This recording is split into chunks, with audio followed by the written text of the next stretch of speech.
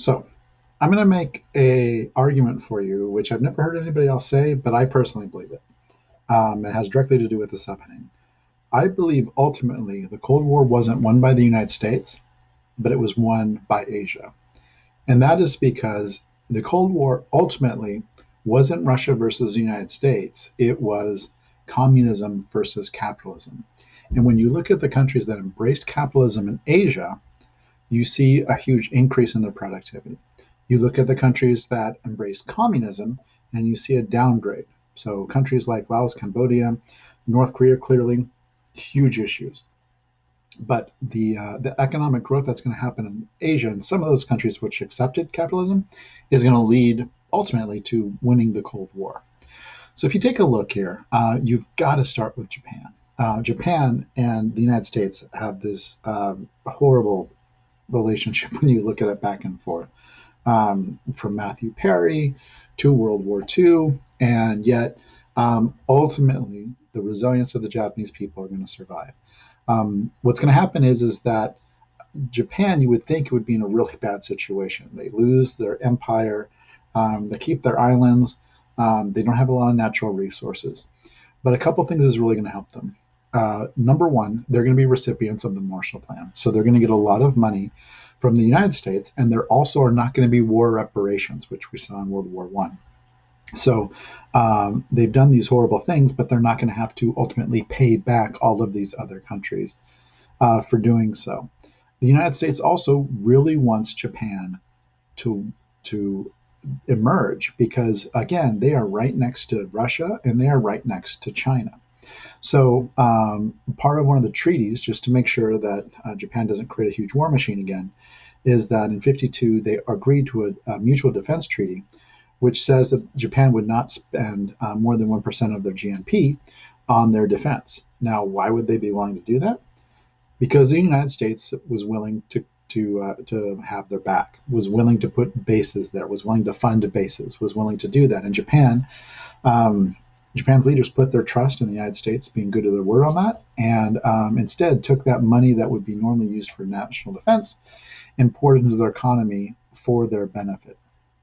So what Japan is going to have is they are going to have a resolute population, and they are going to and they are going to have a relatively large workforce when you look at other companies and what the countries, and what they're going to do is their workers are going to be willing to work in, for wages and working conditions that people in Europe and the United States are not willing to, but they're also going to learn as they go. They refuse to allow themselves just to be a natural resource to be exploited with their labor.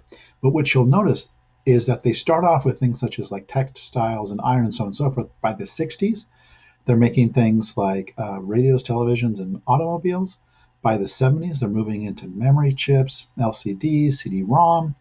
And so what happens is they constantly, as they progress their economy, they are creating more complex things, allowing their profits to stay up. Now, again, they can't maintain that forever, and they start to have a recession in the 90s. But still, to this day, Japan has a very strong economy. Behind Japan, we have a group that's either known as the Four Tigers or Four Dragons, depending on which Asian stereotype is your favorite. And so that is the countries of Hong Kong, Singapore, South Korea, and Taiwan. And again, you'll notice they are in a very precarious position, even more so in Japan. Hong Kong used to be a part of China. Taiwan, depending on who you talk to, there's different times that Taiwan's been a part of China, and that's where the nationalists left to escape communism. You have South Korea right next to North Korea. You have Singapore, which is on that Strait of Malacca, a very key place. And all four of them also, looking at the Japanese model, are going to join into this manufacturing high-tech boom. And they're going to have some great success. Now, again, arguably South Korea and Hong Kong more than the other two. But after them, we're going to have another four countries that start to come up. So so like when I was studying economics in college, we used to talk about the potential of Indonesia, Thailand, Malaysia, and Philippines. And those four haven't quite had the success of the original Four Tigers, but we can see the success of capitalism. We also can see in China Again, they've have a lot of economic disastrous positions. Again, Russia and China kind of proved how a centrally controlled government or economy is not going to be able to keep up with capitalism. However, your book doesn't mention it, but really after Tiananmen Square, what we've learned is that basically behind closed doors, China had to make a choice. Is the Communist Party had to say, look, we cannot keep total control of the politics and total control of the economy. They make a bet that if they open more economic opportunity to more people, then those people would allow them to keep their iron grip on the politics. And so by the 90s specifically, they had created their own kind of like socialist market economy. And a lot of these planned economic systems are going to be thrown away to kind of chase the markets. And so what happens is they make that bet with their own people that they'll be able to hold on. And then the real bet, which isn't really talked about, because again, when your book was published, the real bet with China has to do with the Olympics. And China believed that, hey, if we can allow ourselves to make money for not only ourselves, but for other countries, they also will not stand up against us and will let us run our country the way we want to. So we're in the midst of that story right now. When it comes to the perils, though, of capitalism, because again, capitalism, hands down, best products at the lowest possible price. But it comes at a cost. It comes at a cost of when people lose, they really lose. If they're not one of those who are producing, then capitalism doesn't know what to do with them.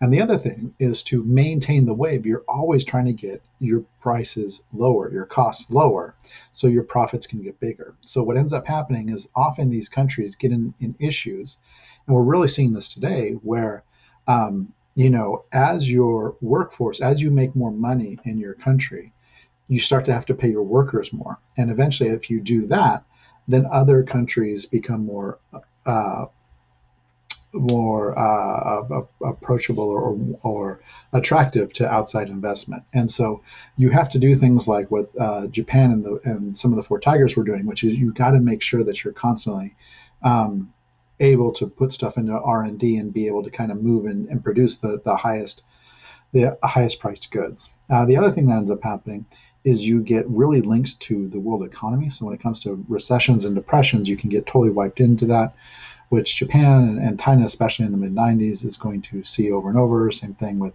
other countries. When it comes to other emerging economies, you need to know the BRICS, which are Brazil, Russia, India, China, and South Africa. Um, and that's something else to note. Another country which is also usually kind of right outside that, but also has a lot of potential, is Mexico.